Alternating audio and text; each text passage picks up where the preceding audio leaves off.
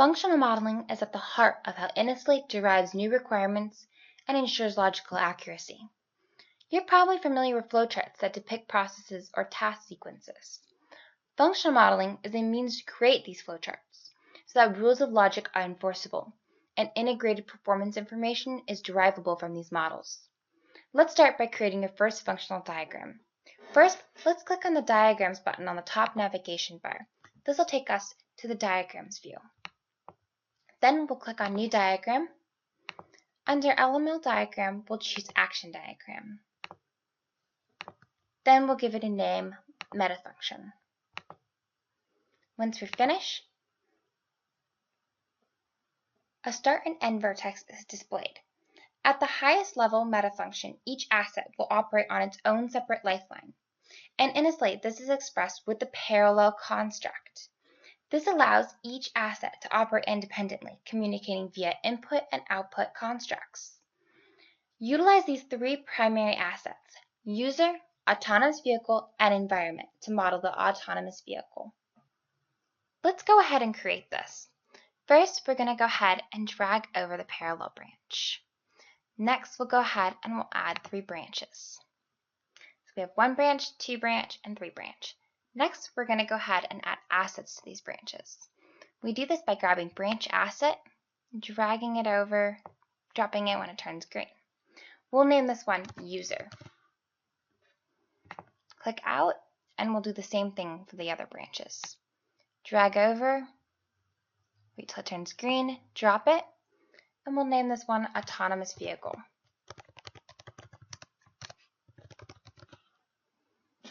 Click out, and we'll do the exact same thing one more time. This one we're going to name environment.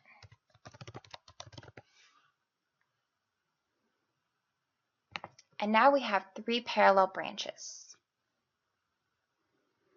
With the parallel branches in place, we now need to add the primary actions for each asset. To create this, we need to start with dragging and dropping over actions to the parallel branches. So we'll do this by dragging action, wait until it turns green on that parallel branch, and then dropping it. We'll name this one Set a Destination. Click out anywhere where you see white space to deselect. We'll do the same thing now for autonomous vehicle. We'll drag over that action icon, drop it, and we'll name this one Drive Vehicle. And lastly, we have environment. Wait till that turns green, drop it, and we'll name this one Exhibit Environmental Conditions.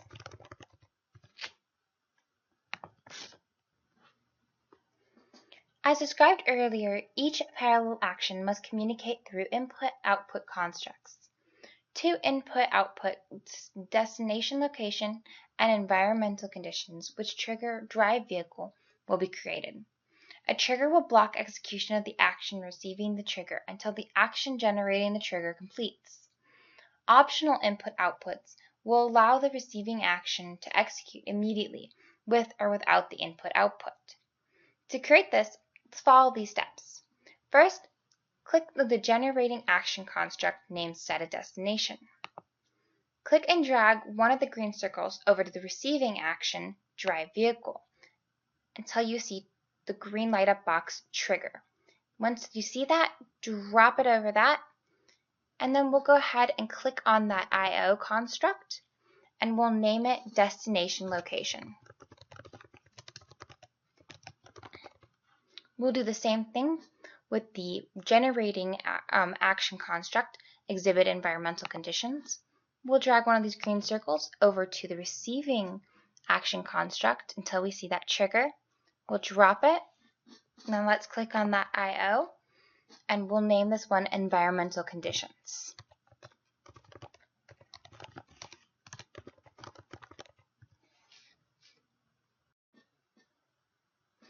We need to further decompose the model for the autonomous vehicle. We will now create a decomposition action diagram. To do this, click on Drive Vehicle, then click Open, and then choose Decomposition Diagram. You will notice the input-output constructs that are received and generated by drive vehicle are already placed on the diagram for convenience. The autonomous vehicle will need to loop until a destination is reached.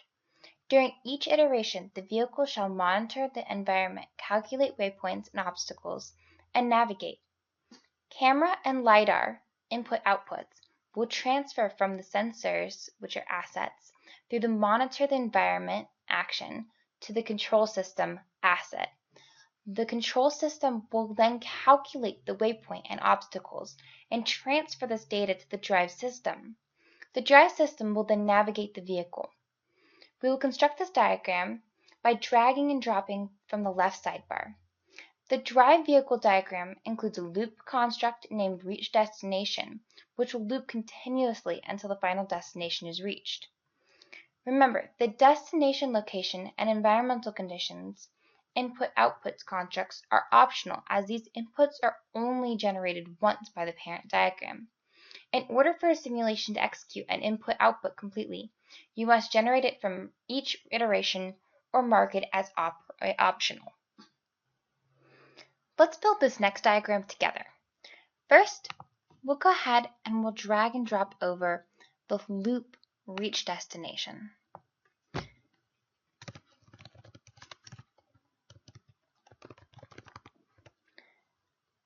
Next thing we'll do is we'll add over the parallel branch. We're going to add one more branch to this. Next, we'll go ahead and we'll name those branches with assets. So go ahead and drag and drop when it turns green. We'll name this one sensors. Same thing for the other two. We'll name this one control systems.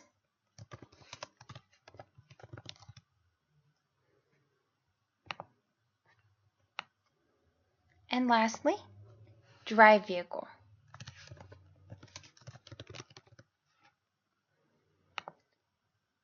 Now these parallel branches need actions. So go ahead and drag and drop over. We'll name this one monitor environment.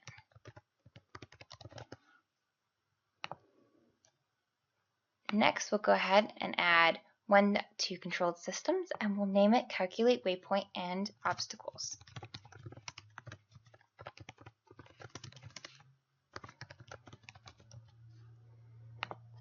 And lastly, we'll add navigate vehicle.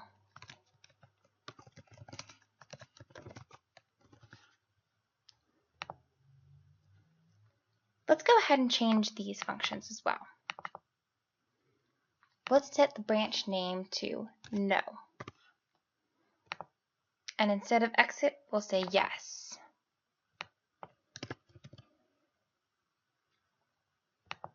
Next, let's go ahead and connect the inputs and outputs. First one we're going to want to do is destination location.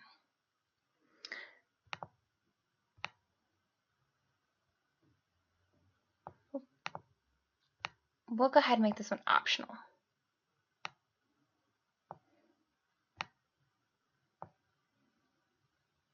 Then we'll do the same thing for environmental conditions. Make that optional. Next, we'll add one for monitor environment to calculate waypoint and obstacles.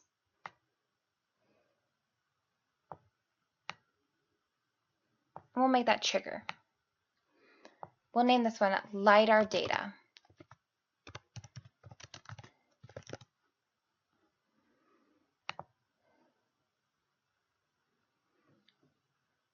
We'll add another one from monitor environment to calculate waypoint and obstacles, and we'll name it camera data.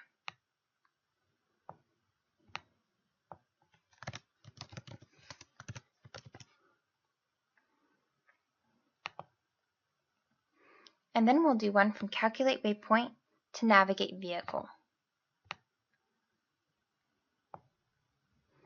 And we'll name this waypoint.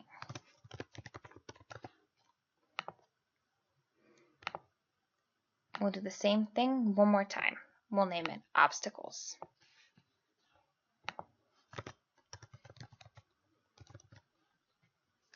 Does your diagram look like this? Remember, the direction of the dashed arrow lines drawn between the input-output constructs and the action constructs is very important to get correct. Otherwise, the model may not be executable. We now need to elaborate on the functionality for the monitor environment action. Let's open the decomposition diagram for monitor environment.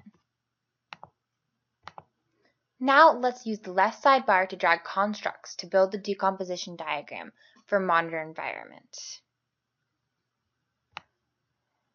First, we'll add a parallel, then we'll go ahead and add actions on each one. We'll name this action, acquire LiDAR data.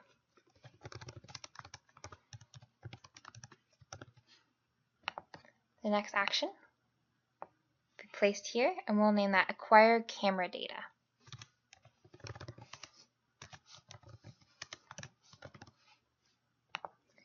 Next, we'll add assets to the branches. We'll name this one LiDAR.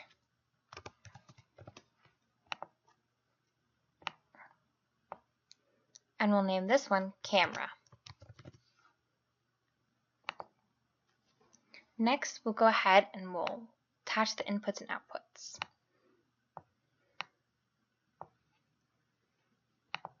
So acquire LiDAR data is generating and LiDAR data is receiving. Acquire camera data is generating. And then one more, environmental conditions. You can always add these, pull these blue circles out to create a little bit more space. And we'll make this optional.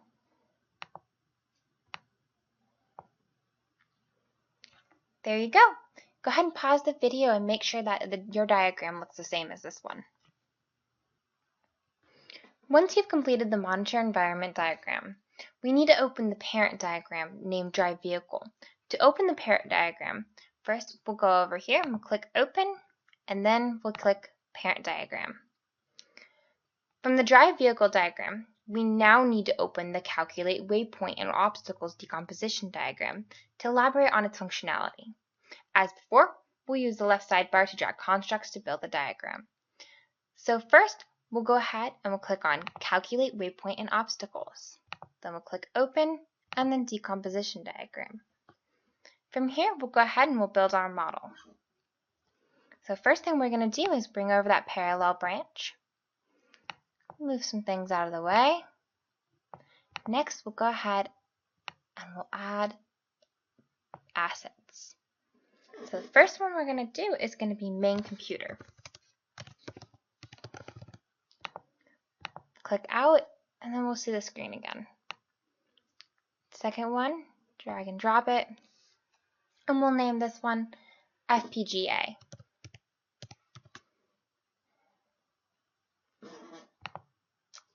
And now we'll go ahead and add some actions onto this. So first thing that we're going to do is going to add one more parallel branch right over here. Perfect. And then we'll go ahead and we'll add an action to that. We'll go ahead and name that Transform Images.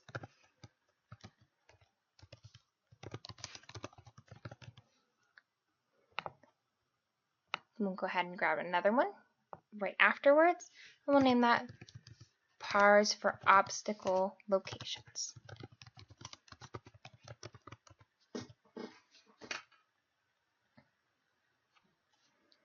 On the branch below, we'll make that Convert LiDAR data to obstacles.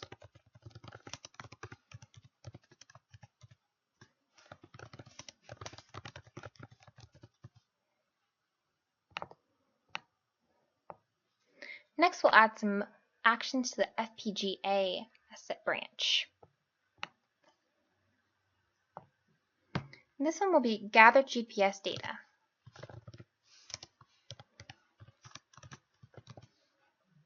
Next, we'll add another parallel branch onto this asset branch.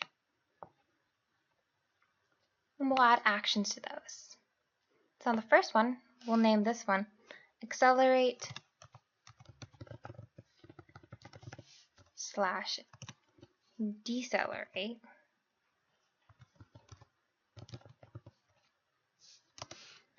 to reach speed limit.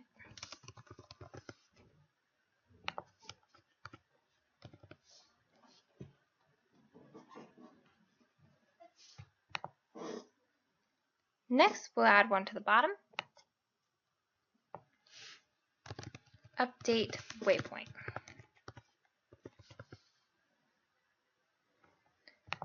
Now we need to add inputs and outputs. So first off, we're going to add camera data, and we're going to click on trigger. And then we'll add LiDAR data to convert LiDAR data to obstacles.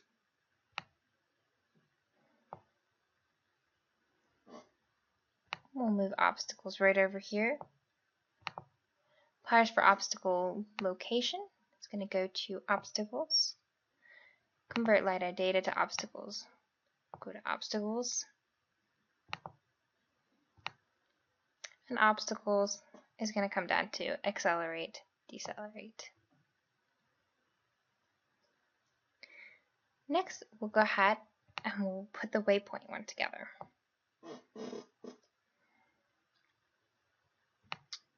So update waypoint. Go to this input and output.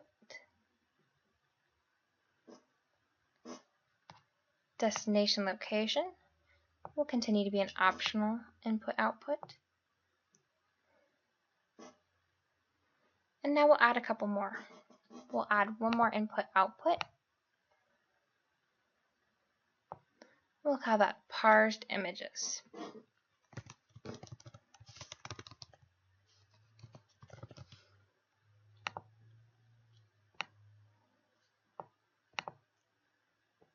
And that was going to trigger parse for obstacle locations.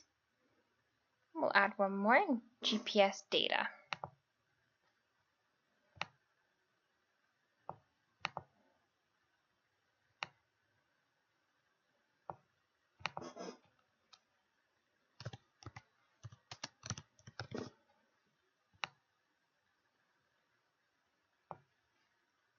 And then we'll also trigger update waypoint as well. And there you go. Go ahead and pause the video to make sure your diagram looks the same as mine before continuing.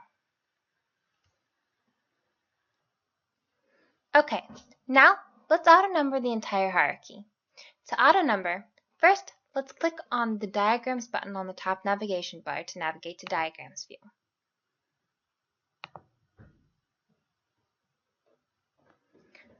Next, we'll go ahead and we'll open the action diagram named MetaFunction. Then we'll go ahead and we'll click the Settings toolbar right up here. And then we'll go ahead and select the Auto Number menu item. Where it says prefix, we'll go ahead and type in A. And then just click Run.